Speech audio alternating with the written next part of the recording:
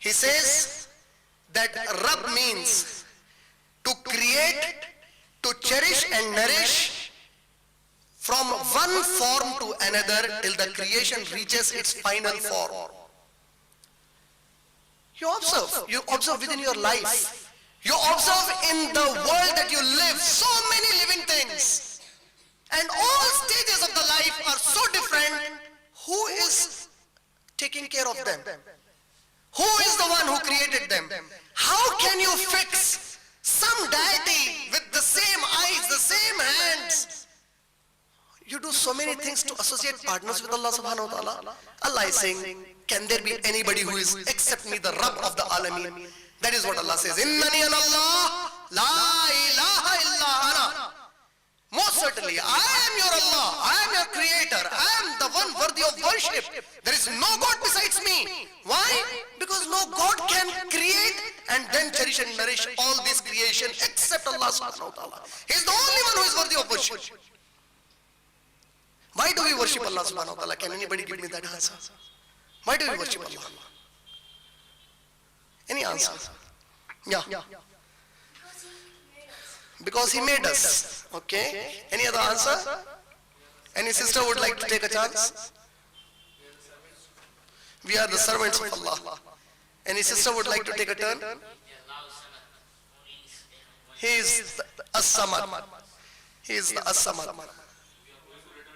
We are going to return to Him for our own benefit. It's for our success in the hereafter. No answer. He created and He can destroy us. We should be thankful. Yes, I think of all the answers, He deserves to be worshipped. He is such a marvelous creator. He is such a marvelous cherisher and sustainer that He deserves worship. That's the reason we worship Him. There is no other way that you can avoid such a beautiful, lovely Allah subhanahu wa ta'ala, the creator of the universe, except worshipping and thanking Him at the same time. That is what Prophet Muhammad sallallahu alaihi wasallam said. When he was said, Ya Rasulullah, you are innocent. You can commit no sin at all. But why do you worship so much? What did the Prophet sallallahu alaihi wasallam say? Shall I not thank my Lord? When do you start thanking your Lord? When you start knowing your Lord. When you don't know the Lord, you don't worship, you don't thank the Lord. When you know the Lord, the more you know, the more you love to become His slave. The more you know Allah subhanahu wa ta'ala, the more you love to be enslaved by Allah subhanahu wa ta'ala. The more you know Allah subhanahu wa ta'ala, the more you feel like worshipping and thanking Allah subhanahu wa ta'ala for creating this beautiful life for us and providing everything in the universe. For whom? For us to survive. That is what Allah says in the Quran. Can you imagine what is Allah saying in the Quran? In Surah Jasiyah, Surah number 45, Allah says, we created everything in the heavens and the earth and subjugated it to the mankind for their life. Allah is saying, the heavenly bodies that you see, the sun, the moon, everything in the universe we created so that they serve the purpose of your life on earth. That is how our Rabbul Alameen is. Have you ever imagined the five senses that Allah gave us human beings? Have you ever imagined about those five senses? The eye, the phenomena of vision. Ask the people, how does the eye function? This small piece of flesh, you see the entire universe with it. The light falls on your cornea. You have the iris, you have the pupil, you have the retina at the back, then you have the nerves attached to the vision center in the brain. Do you know where is the vision center in the brain? It's located somewhere at the back. And you know what happens? Amazing, amazing. Look at Allah's creation and how He cherishes and nourishes us. The science tells us today, the light from the retina, when you see something, that image, how do you know this is the image? So it's the vision center responsible, which makes you look at something and view something. But the science is telling us today that vision center in the brain is one of the darkest areas of the brain where light never travels. The light never travels to the vision center, which is hardly about 6 to 7 square centimeter. That small part is one of the darkest area of the brain where the light never travels, but that is the place that makes you see the entire universe. And you expect a deity like us to cherish and nourish it. You expect someone like us to be the God cherishing and nourishing it. You and me have two eyes. Look at a scorpion. If you go to LV Prasad Eye Hospital, they have put a diagram in LV Prasad Eye Hospital. And the diagram, it shows about 18 to 22 eyes of a scorpion. And they say it can have more than those eyes. Who is cherishing and sustaining those eyes? Such a small creature with more than 18 eyes. Who is cherishing it? You expect a deity like us to be the Rabb for it? Have you ever imagined about a kangaroo? Kangaroo is the animal which is very peculiar for Australia, Australian continent. All of you must have seen the pictures. The children enjoy looking at the picture of a kangaroo. It has a pouch here. The mother kangaroo, it has a pouch here. It keeps its babies in that purse. That purse is not a ready-made purse. It's not a tailored purse. It's a natural purse Allah has given it.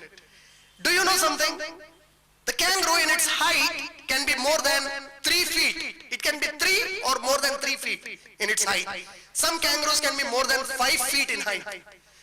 Now when they give birth, their baby is hardly 6 to 7 centimeters when it is born. A pink kangaroo embryo the size of a lima bean pops out. It's blind and deaf, and yet somehow it's got to find its way to the mother's pouch. Its hind legs, which will someday allow the kangaroo to jump nearly 30 feet, are now just useless buds. It's going to have to drag itself upwards 6 inches, using its forelimbs to climb through the forest of its mother's thick fur. This quest will take about 3 minutes.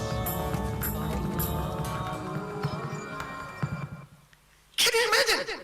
Kangaroo is giving birth only to a 6 to 7 centimeter baby, and the moment the baby is born, the moment the baby touches the ground, the first thing the baby does is it starts climbing its mother and enters the pouch. I'm asking, who taught it? I'm asking, who taught that baby who just fell on the ground to show that your mother holds a pouch here for your security? And you expect the deities like us human beings to be the cherisher and sustainer for that kangaroo?